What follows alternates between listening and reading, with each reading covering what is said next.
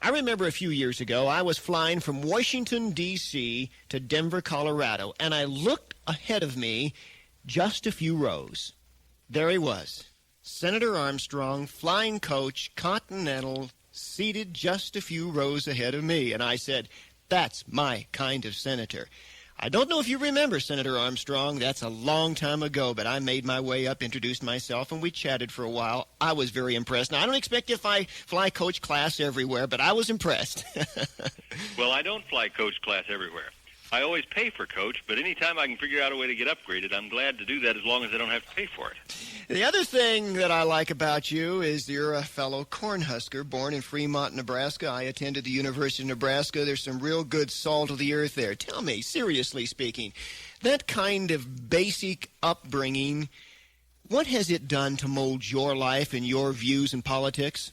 Well, it's a commonplace observation, Bob, but I think really that people, their whole life, including mine, are shaped by their earliest experiences. In fact, there's a saying, I can't quite dredge it up exactly, that you spend your whole life either trying to live down what you were in high school or live up to what you were in high school. And there's a certain kernel of truth in that. The formative experiences that you have, even long before high school, I guess even before teenage years, last for a lifetime, particularly in your relationship with your parents. My observation is that young people are so affected in ways that they can't even comprehend by their parents that years later, now I'm 53, but every day the things that I learned from my mother and dad, not just what they were teaching me, but what I saw in their lives and how they reacted together and so on, 50 years ago when I was 3 or 4 or 5 years old, affect me every day of my life. And I'm more conscious of that the older I get. You were a 3-term congressman, a United States senator, and from the great state of Colorado, I'm proud to say. But you're passing the baton. We don't know to whom yet. You are leaving, and you're doing something very rare in that political atmosphere of the Potomac. You are gracefully bowing out. You're going your way of your own accord. You could be an incumbent, and everybody knows what it's like to be an incumbent. They're the ones that have the pull, the bucks, the power, everything to get back in. Seriously, Senator, why are you doing it?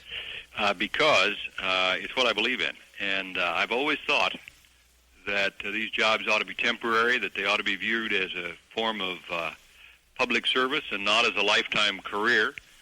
I believe in the concept of a citizen legislature where people come for a while, leaving behind their jobs, their farms, their businesses, their classrooms, and then at some point of time that they return to the place they came from.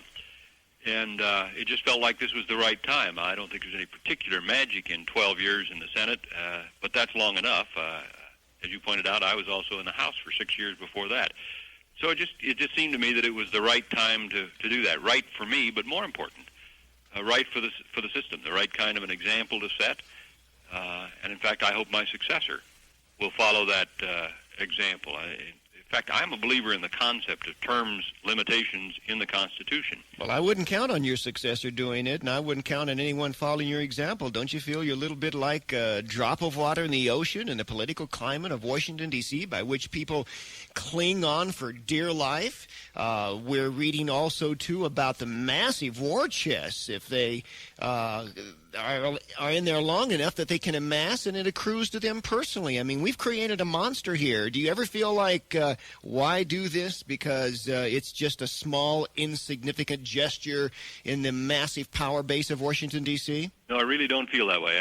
I feel that when a person does what they believe in, that that is its own reward. I mean, I'm not doing it because I think it'll change somebody else's behavior. I'm doing it because that's my duty, and I don't really criticize somebody who has a different opinion.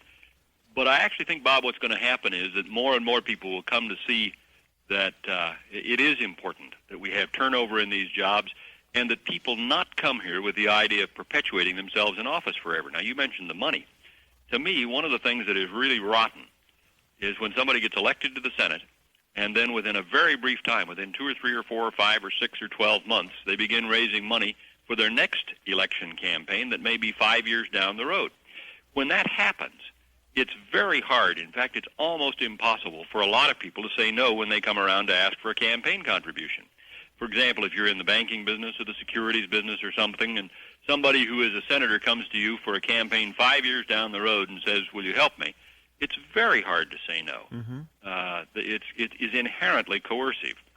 Now, the practice I follow, and that I hope others would think about, is that I didn't accept money. I not only didn't solicit it, I didn't accept campaign contributions until Labor Day of the year prior to the election, so that I had a one-year time in which I did my fundraising and campaigning.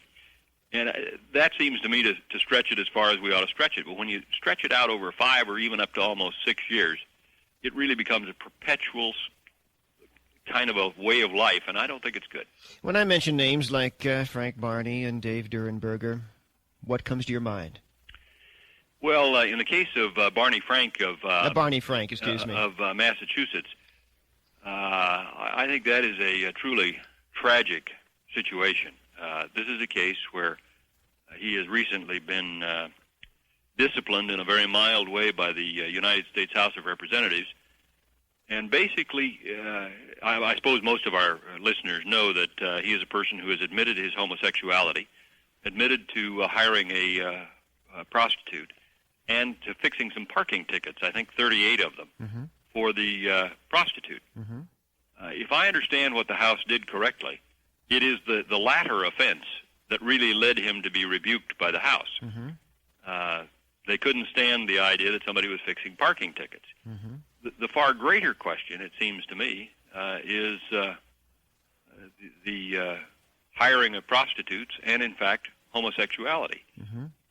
Not too long ago, a person who admitted homosexuality would be expelled either by the body or by the voters. In Mr. Frank's case, that's most unlikely to happen.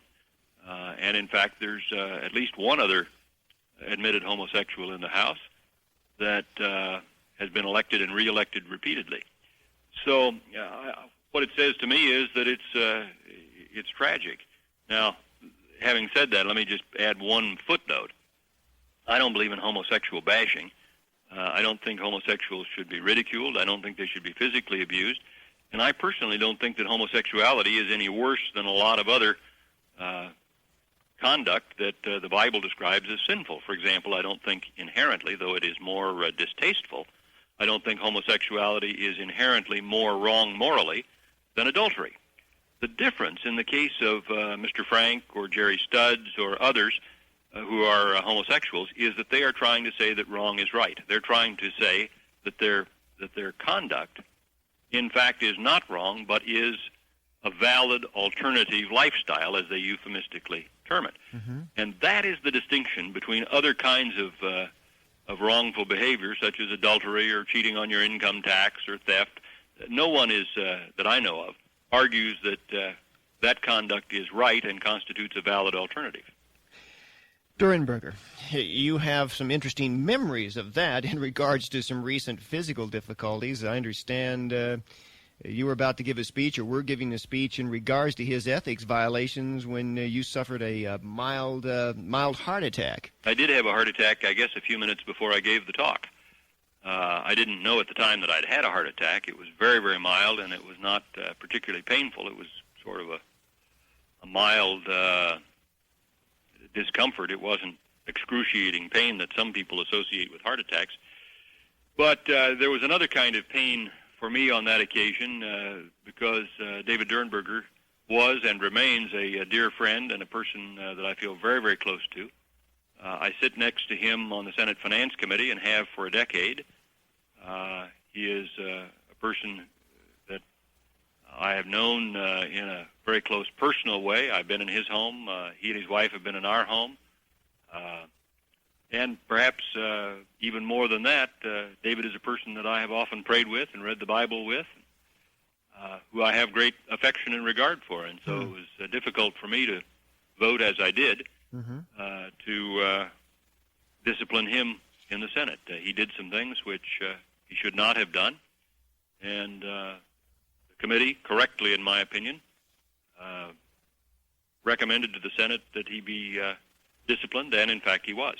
And to his credit, when the occasion came, he didn't argue it. He didn't say, no, what I did was right. He didn't deny that he had done it. He just said, I deserve what I'm getting, and I apologize, and I'm sorry. And he didn't try to cover it up. And what he did say is that he intended to overcome the experience and to regain the trust and confidence of the people he represents in Minnesota and of his colleagues in the Senate. Now, that's still ahead to be determined whether he will, but I found his handling of a very, very bad situation, I found it quite impressive. Your comments with regards to the personal difficulty it was for you to deal with this brings up another issue. You are an outspoken, committed Christian. You are very vocal about the high standards of ethics and morality that you wish to see this country return to and represented by our elected leaders. Do you ever get yourself in situations where your private Christian convictions collide with public policy? And if so, how do you vote on those issues? For example, let's suppose the will of your constituency, according to some poll, might be different than what you feel personally as a committed Christian. Have you run into that? How did you handle it? How would you handle it? Well, yes, that's not something that's unusual, as a matter of fact.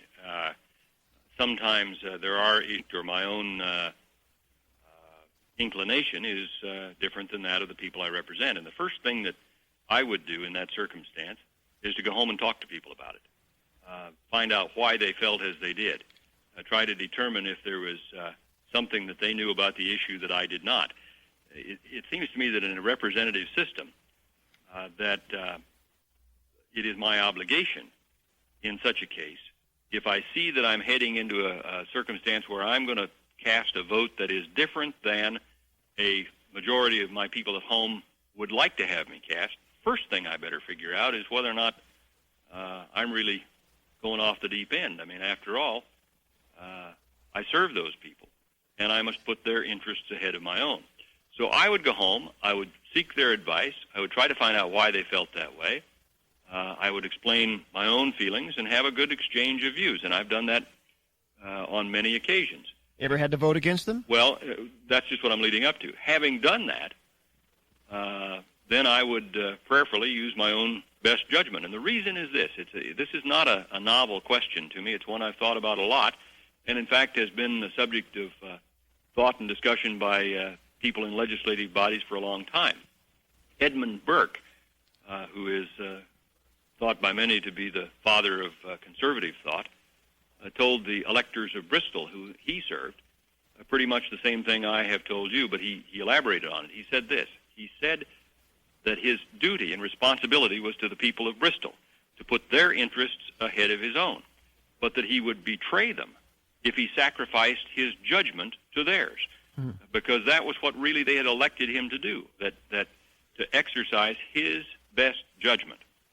Now, I believe that to be true, and a lot of people in my line of work like to recall what Burke said, but they sometimes forget what happened after Burke told the people of Bristol that, and that was that they voted him out of office. And that was proper, too. In other words, it was completely right for Burke or Armstrong or John Smith, whoever it is, to use their own best judgment after consulting with those they serve, and to prayerfully make a decision of integrity.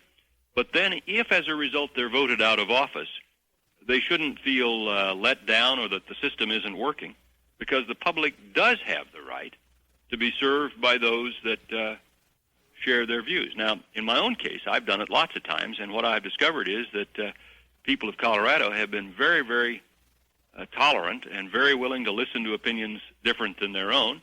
And, of course, for the most part, I find that my opinion is the same as the people I represent, because, after all, that's how I got here in the first place. I'm a typical Coloradan. I have pretty much the same ideas on most things that people in Colorado do. But this is a pretty politically liberal state, and you are a conservative. Well, it's really an eclectic state. I would not say it is a very ideological state. I would not say it is a strongly liberal state, although we have elected some very liberal people to office, like Gary Hart, Pat Schroeder, Tim Wirth, and we've elected some solid conservatives like Gordon Allott, Peter Dominic, and some others.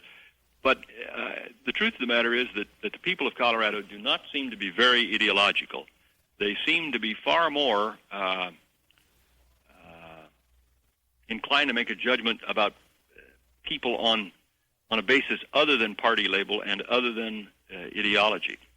I once had somebody say to me, I always vote for you and for Pat Schroeder because you're so much alike. And I said, well, in what way would that be? And he said something I've never forgotten, and it's really right in a sense. He said, well, you both are willing to fight the establishment. And that is perfectly true. Pat's a fighter. Now, her view on issues would be quite different than mine, at least on some issues. But what came through to him was not that she's a liberal and I'm a conservative, but that she was willing to stand up and punch the power structure in the nose, and often did so, and I've done that myself a lot of times. And he liked that. I believe people do have their own basis for making decisions, but it usually is not ideological.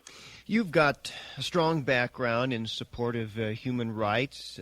You were responsible for getting through some legislation requiring federal enforcement of a U.S. statute banning imports of forced labor, and that was directed toward the Soviet Union, and you led an effort to terminate Romania's most favored nation status because of its human rights abuses.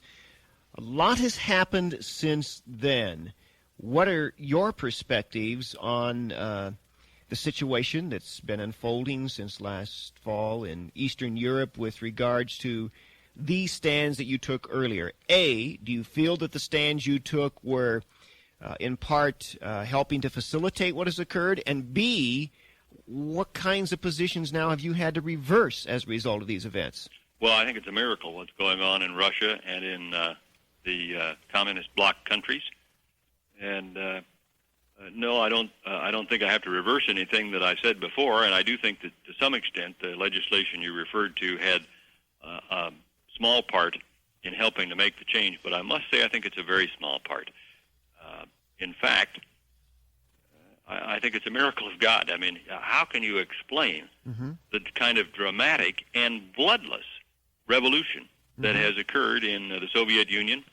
They're even talking now, I'm told, of taking the word socialist out of their name. They're talking about making the USSR the Union of Sovereign Soviet Republics. Oh, my. Emphasize, first, taking out socialist, and second, recognizing explicitly the sovereignty of the individual Russian republics. And I think a majority now, 8 or more of the Russian republics, have unilaterally declared that they are sovereign and they're not to be subject to the central government. Now, what that means is pretty hard to say. It may not actually work out that way, and I don't think we ought to assume that there still will not be some kind of a disaster over there. I don't think that the final chapter of Glasnost and Perestroika have been written yet.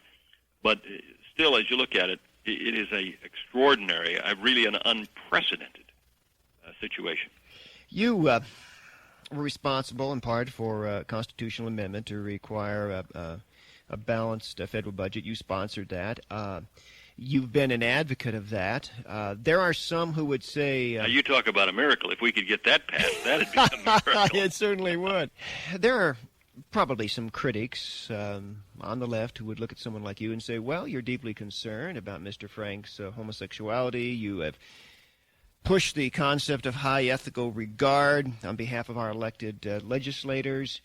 But as a conservative, you have supported the policies of Mr. Reagan and Mr. Bush, which have driven this nation deeply in debt, and in fact, that may be the worst obscenity. So while you're busy, Mr. Armstrong, fighting pornography and immorality and all these terrible things that you say are destroying America, what's really destroying America is mortgaging this country to our grandchildren, and that's the obscenity you really ought to be concerned about. Well, I am concerned about that. I don't think they're exactly the same kind of issue, but I am concerned about the enormous overreach of the federal budget and the deficits. And in fact, it might surprise somebody to learn that I have voted against practically every spending measure that has come down the pike for a decade. Mm-hmm. Sometimes it's troubling to me to think of that because in many cases, these spending proposals included things that I care about, that I'd like to spend for, but the totals have been way too high. And honestly, if we had succeeded, say 10 years ago, in turning the country in a different direction, we wouldn't have this enormous overhanging debt. But didn't you support Reagan's trickle-down attitude that some people say has turned into a petered-out attitude of our economy, that it's destroyed us, that the whole laissez-faire attitude that he invoked in the early part of his administration is the thing that gave us this trillion-dollar debt?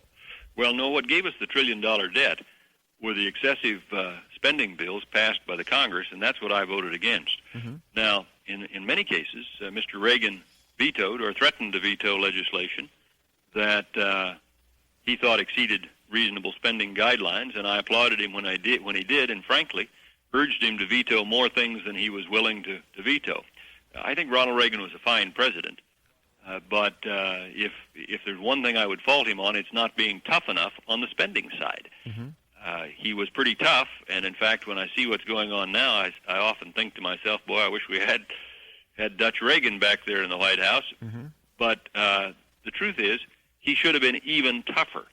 It's not that we're spending too much on worthy programs. We're spending too much on everything. Some of the programs are worthy, and it's tempting to spend more than we perhaps ought to, but we're spending a lot of money for things that, honestly, we shouldn't be spending anything for.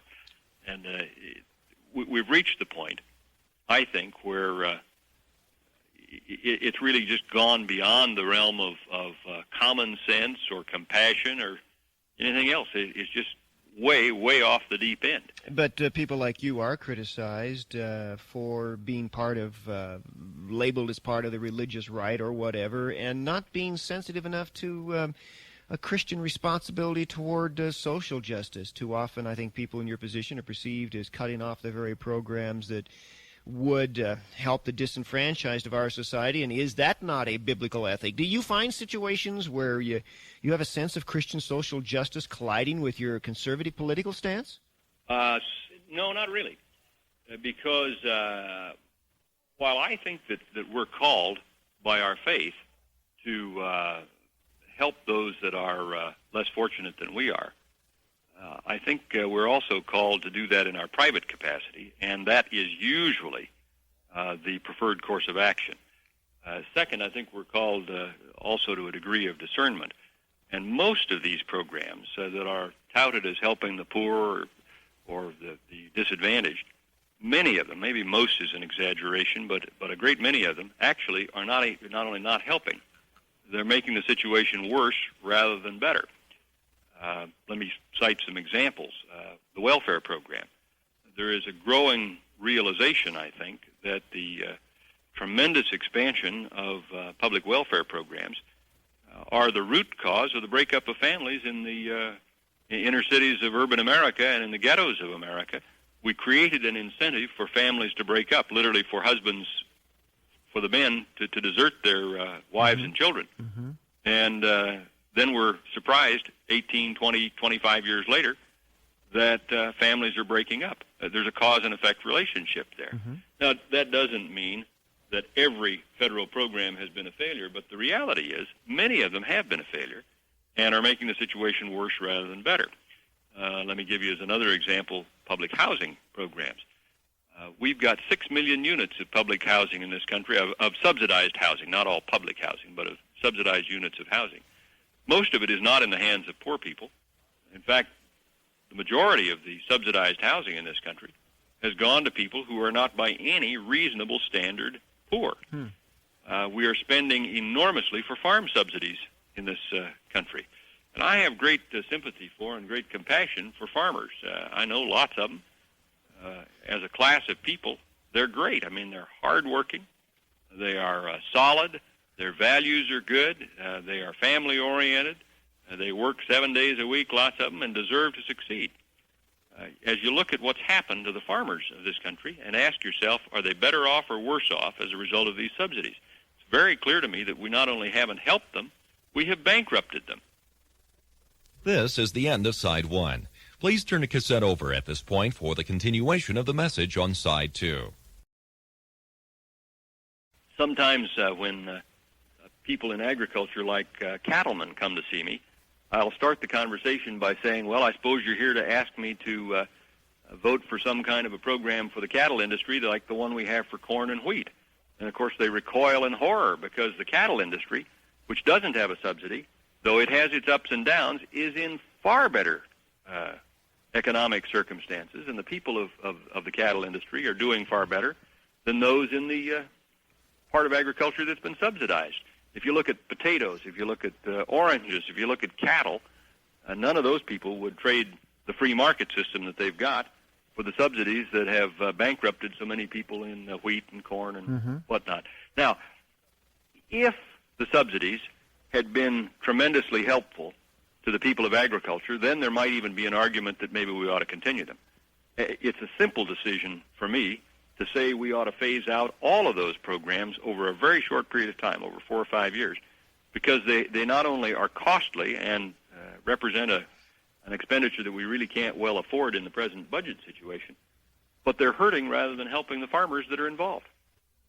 There's a disappointment among many quarters with regards to your retirement from office. You are held in extremely high esteem all across this country, by your critics as well as friends, as being a very selfless legislator, a senator of very high moral regard and great integrity, and particularly by the religious community. I mean, there's this deep concern about becoming involved in the political process, and finally we get one of our own, so to speak, who is there, who has a position of power in the Senate, who is well thought of, well-liked, and boy, I mean, this is our guy. And all of a sudden, he's gone. He's leaving. Are you concerned at all that this sends any kind of a negative message in regards to aspiring, spiritually and ethically and morally concerned politicians, that they should not run for office? I mean, you've been there. Do you discourage or encourage? How do you feel about aspiring politicians? Well, first of all, I thank you for your characterization of my service. I mean, I'm grateful to you for putting it in that light, and I appreciate the compliment. But my announcement was really not sudden. I announced I wasn't going to run for re-election at the end of my second term, but a lot of people have forgotten that I've been saying for years that I favor a 2-term limit on how long people can serve in the Senate. Now, I never promised exactly that I would never serve more than 2 terms, but if there's any meaning here to intellectual consistency, I almost have to do what I have so strongly advocated. By the way, I made the point that it's not how long you serve, but it's what your attitude towards it is. If you're trying to stay a long time, if you're trying to dig in and stay for a lifetime, it fosters habits of mind and voting patterns and a sort of an outlook that's unhealthy. I mean, you just don't rock the boat if your desire is to be here forever. But to your question about what do I say to people who are aspiring to public office, I say it's a great privilege, wonderful experience, it's great fun. Running for office is exciting, rewarding, fulfilling. Serving in office is also very fulfilling. I think it's great, and in fact, nobody's ever heard me say that I might not run for something again. I don't think that's a likely development, but I have been very careful not to take any pledges. In fact, I'm mindful of the fact that at least one of my colleagues, who is leaving the Senate after 12 years, Gordon Humphrey, thought it over for a while and decided he was going to run for the state legislature in New Hampshire, and I think that's commendable. And I don't have any plan to do that, but I don't have any plan to drop out either. I'm going to be involved, and I'll be interested in all of the same issues that I have been in one way or another. What are you going to do? Bob, I don't want to be flippant about it, but I have about got my life oriented towards 3 priorities. I want to praise the Lord, have some fun, and make some money. I like that. And exactly how that's going to spin out, I don't know. A lot of evangelism. I often have thought that my most significant vocation is telling people about Jesus Christ. And I've done a lot of that. I've done a lot of evangelistic speaking, and I'm fortunate to have had a lot of opportunities to do so and hope to have in the future. I am going to continue some business things. I have maintained my ties with broadcasting business while I've been in Washington. I'm in the television business up in Idaho, and I'll probably expand that a little. Probably going to do some traveling. May go back to school. I'm thinking somewhat seriously about just going back and filling in some dark corners in my thought life, some things that I never quite got around to studying that I would like to.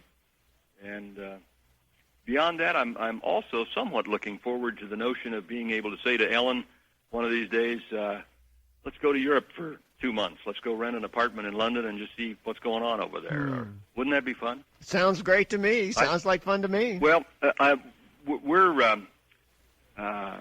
we're deliberately being a little flexible about what's going to happen when my term expires in January. But I must say it's an exciting thought. We've been on the go, both of us, 7 days a week for a long time in one direction, and we've enjoyed it. We've loved it, and so to be able to shift gears and to look at the whole world and say,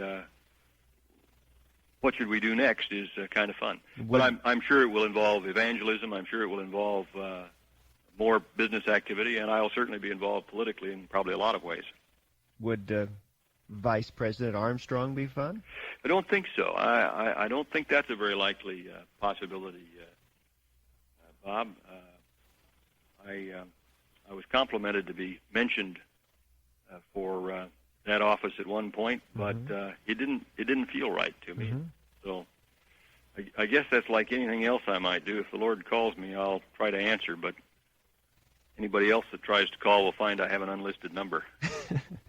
Now, as you go out into public life and you assume a posture very vocal in regards to your faith, and having served the public in a civil capacity, what role does the church play in influencing government? How do you feel about that now?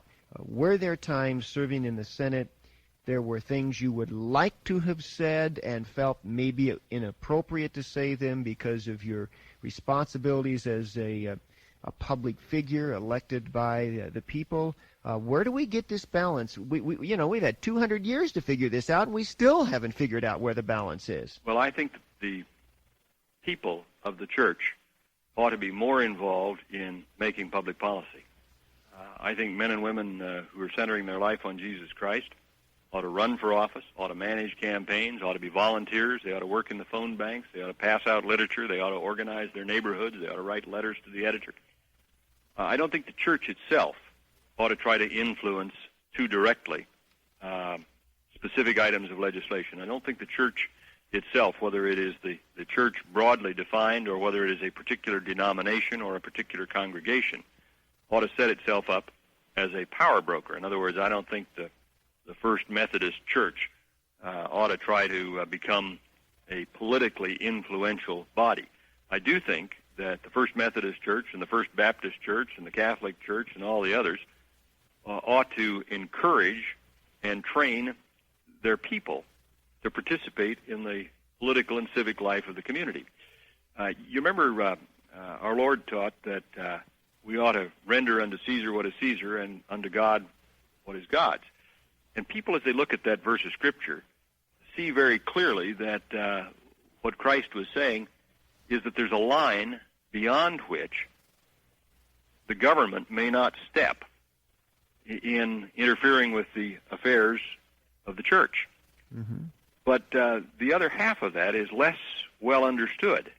It's very clear to me that the Lord was saying we have an affirmative duty to render unto Caesar's what is Caesar's. Now, that means paying our taxes. It means registering as voters. I think it also gives to the process of governing a dignity and status, which it never had before. I mean, when the Lord himself says, render unto Caesar, I take that pretty seriously. I mean, I think that's a part of our Christian calling is to be involved in the process. Now, for some of us, that means run for office, as I have. It doesn't for everybody, but I think in America the minimum it means is to be a registered and informed voter. I think for almost everybody it means to contribute to the candidates of our choice financially. It would seem to me that certainly for most church people, it would mean take part in the campaign in an active way. But, that's for everybody to weigh. We're not all called to be missionaries. We're not all called to be evangelists. But I think we are all called to participate at least to some reasonable minimum extent in the political process. Someone asked me the question yesterday regarding a race that at this particular point is taking place in the state of Rhode Island. I told him it was like Tweedledee and Tweedledum. I'm referring to Mr. Pell and Claudine Schneider. Now, she's a Republican, and yet I have heard her speak at some very prominent New Age gatherings, and she has some extremely metaphysical, far-out views. And then Mr. Pell on the other side, I don't know if you are aware, has been closely identified with an interest in psychic phenomena and research, and I'm told his office there in the Capitol has a library shelf full of esoteric books on mysticism. And somebody was saying to me, well, who do I vote for now? I guess the question is, for the person of Christian conviction, how much should they let their choices for whom to vote be affected by the private life or the private spiritual beliefs of an individual, so long as that person appears to reflect their appropriate political philosophy? So you're voting for a candidate, you agree with where they stand on the issues, but you're deeply disturbed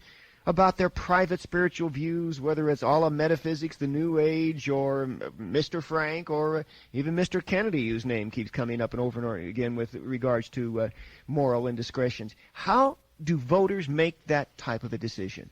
Well, it seems to me that first thing to say is that you've only got two choices. I suppose that in the state of Rhode Island, there must be many, many people who are well qualified to be a United States Senator. There may be thousands of them. I mean, I'm not one of these that think that there's only a handful of people that can be a senator or a governor or a president or a judge or an ambassador. I mean, most Americans, or at least a great many of them, have the potential for that kind of service. But the reality is that in Rhode Island right now there's only two choices. In Colorado there's only two choices. Now, did we get the best two choices in Colorado or the best two choices in Rhode Island or Nebraska or someplace else? I don't claim that we did, but it doesn't seem to me that you have to be too concerned about every issue that you might think of when you realize that you've only got two choices. And so it becomes a question of picking between the two choices who you like the best. For example, well, let me put it this way. If a person were sick, they'd want to go to a physician. If they had a brain tumor, they'd go to a brain surgeon. I don't know how many brain surgeons there are in Denver, Colorado, but there's probably at least 100. But when you get right down to it, if you only had to choose between two, and it so happened that neither of them shared your spiritual convictions, you'd still make a choice. I mean, if you needed a brain surgeon, you'd pick one or the other. So I don't think that's a very tough question.